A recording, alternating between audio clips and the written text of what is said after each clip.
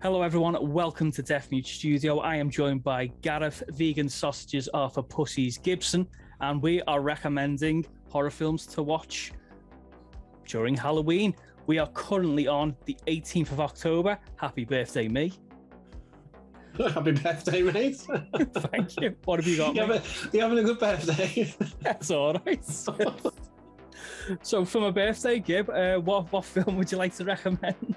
I recommend William Friedkin's The Exorcist, coming in with a classic this time. Again, essential Halloween viewing. I can't remember an October where I usually watch it maybe a couple of times a year, and it's just it's an absolute fucking classic. Definitely in my top 10. It's just one of those ones that's always a great one to revisit. Probably, a lot can't really say much about it that's not already been said, but I like to say sort of more recent thing I've seen about is have you watched the Cursed films on Shudder? No, I haven't. Yeah, so I can imagine that being a really good episode. Yeah, picked up on a couple of things that of this sort of the stuff that was the stuff that I already kind of knew from the Mark Kermode documentary. Which is a great documentary if you haven't seen it. It was a recent one of that. Like they said, apparently, so there was. Do you remember the scene where Reagan, where she's getting examined in the hospital, and they kind of like put like a tube in her neck and stuff. So the guy who played the doctor.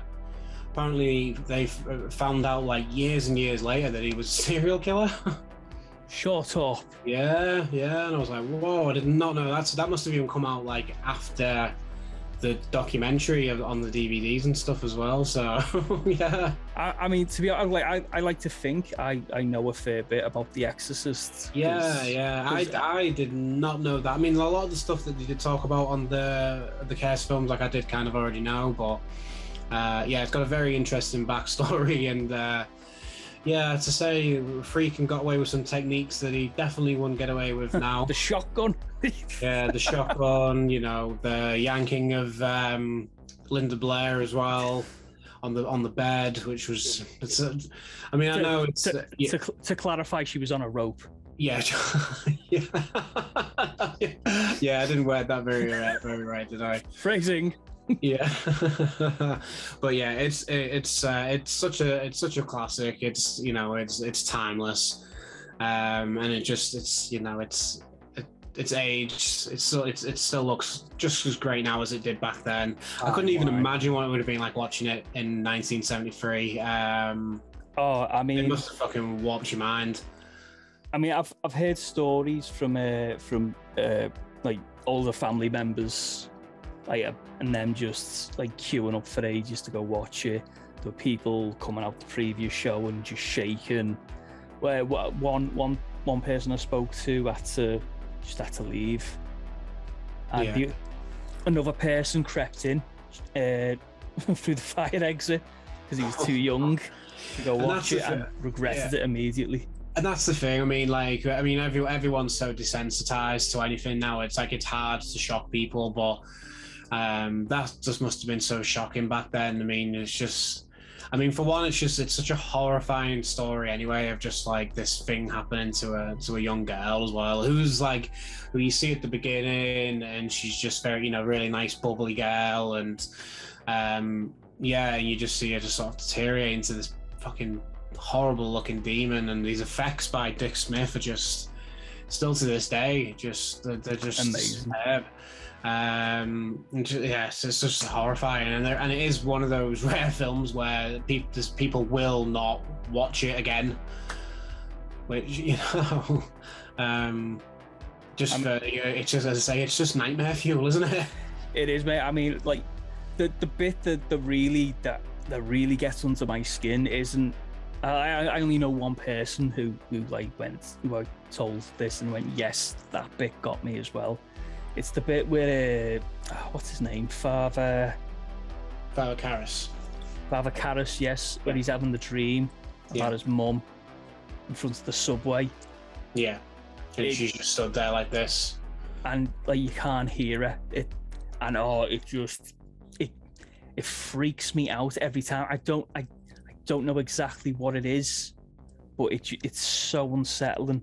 Yeah. And it's so horrible as well, the way like the demon knows about his mum and keeps taunting him about his mum as well, and doing her voice, and it's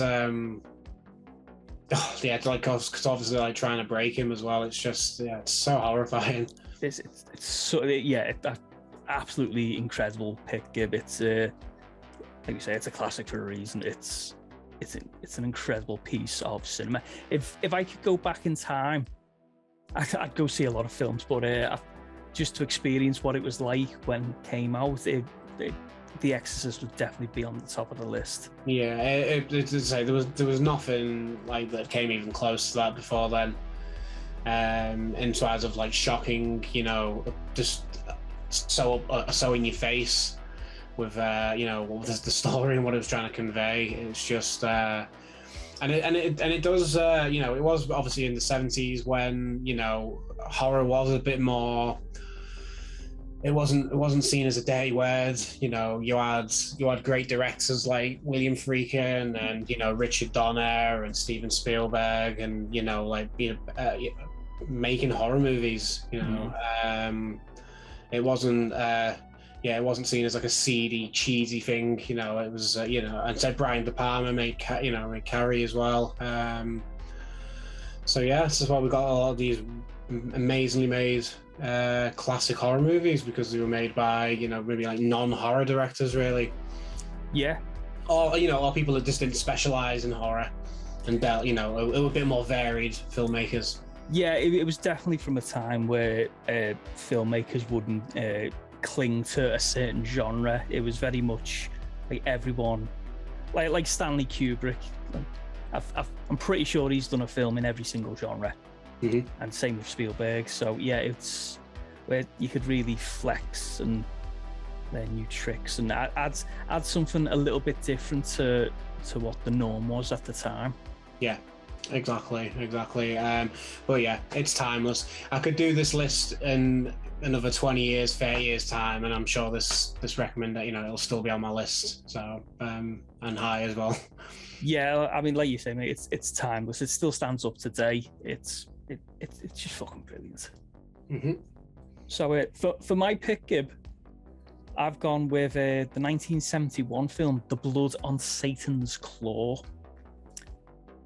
Now, one of the guys from The League of Gentlemen, I think it was either on BBC or Film 4, seeing as it's The League of Gentlemen, it was probably on the BBC, but he done a little horror recommendation. Yeah. And he said The Blood on Satan's Claw was very inspirational to him during The League of Gentlemen. And I'm a massive League of Gentlemen fan. You can see it as well. You can see it as well when you think about it. 100%, and it is severely dated. I mean, it clearly wasn't a film that was flush with money. No. But it's just such. I like. It was a few years back that I watched it for the first time, but the character of Angel Blake, who's I think is the first person to get possessed by Satan, who they dug up from the ground in the farm,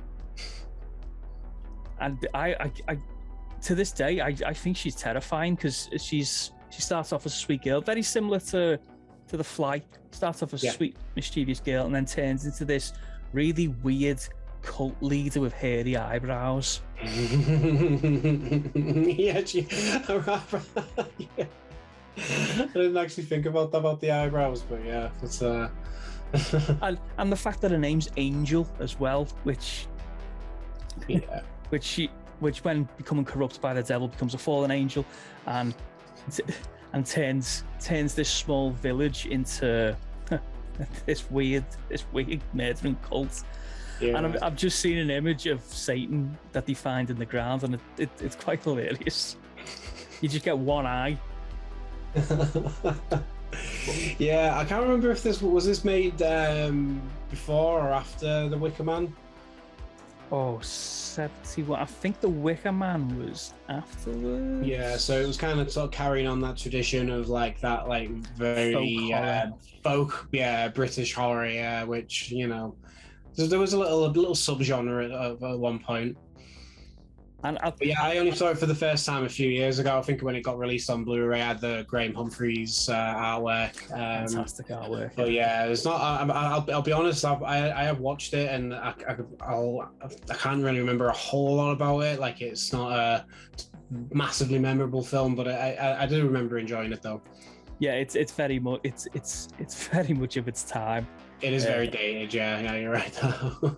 But I was very enamored by it because of that. Yeah, I think at the time I wasn't looking for something timeless, and I love the old sound design of horror films in the 70s. It's got like like you hear like when you listen to vinyl, like someone says, "Oh, why'd you listen to vinyl?" and you always go, "Oh, it's the texture." Yeah. I mean, it's got such a very old classic texture, like, over the film, and yeah, I guess that's probably why it's you know, quite charming to watch. Yeah, I think it's due another rewatch. Definitely, that's on my list of homework of stuff to watch. Yeah, it's a rewatch. It's got the old school titles as well. It's a great title. It's an amazing title for a film. I mean, if you're in the mood for old school 70s folk horror, then definitely, like you mentioned it before, it'd make a great double bill with The Wicker Man. Yeah, definitely. That's which I might do. I might join you. Not physically. You live far away. We'll put it on at the same time in sync. We'll do a WhatsApp watch along. Yeah. Watch it in unison.